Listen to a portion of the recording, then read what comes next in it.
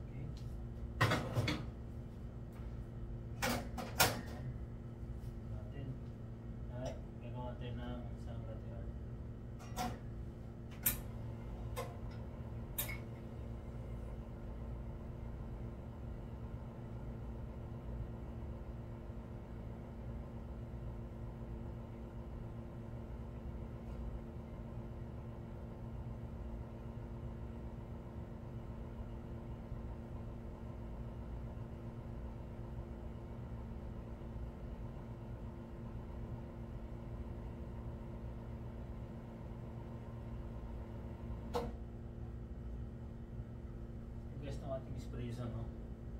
Itong espresso natin ay gawa tayo ng latte art. Started sa latte art tayo. So gagawin natin jug, pitcher jug, tapos yung gatas natin.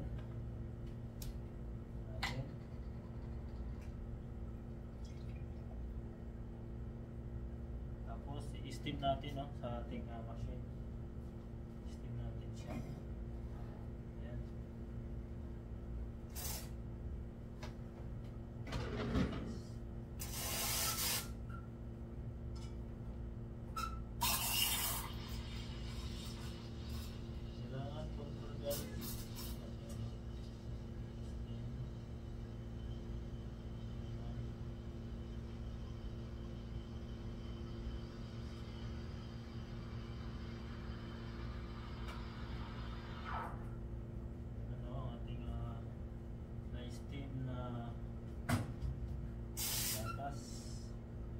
Let's go, gawa tayo ng isang latte art. So yan, guys, latte art tayo.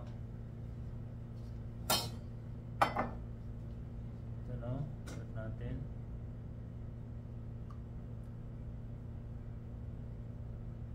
Kailangan control lang ang ating pagbagsak para yung texture ng kape ay maganda siya, no? Tulad yan, hindi siya mababulos. Ayan, control lang siya, guys. Then start. Kailangan maganda yung texture mo para maganda rin yung latte art mo. Okay. Yes. No. Tapos buwasan natin yung bubbles. Ayan, kasi mag-dragging na tayo. Ayan, i-drag na natin ito siya.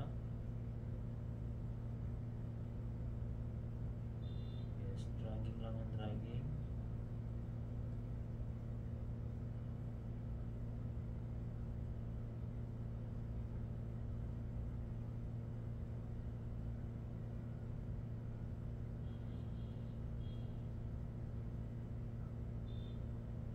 Yun. Yung guys na ating drawing, no? So ayan. Isa siyang zebra, no? So zebra po siya. So ayan. Isa siyang zebra.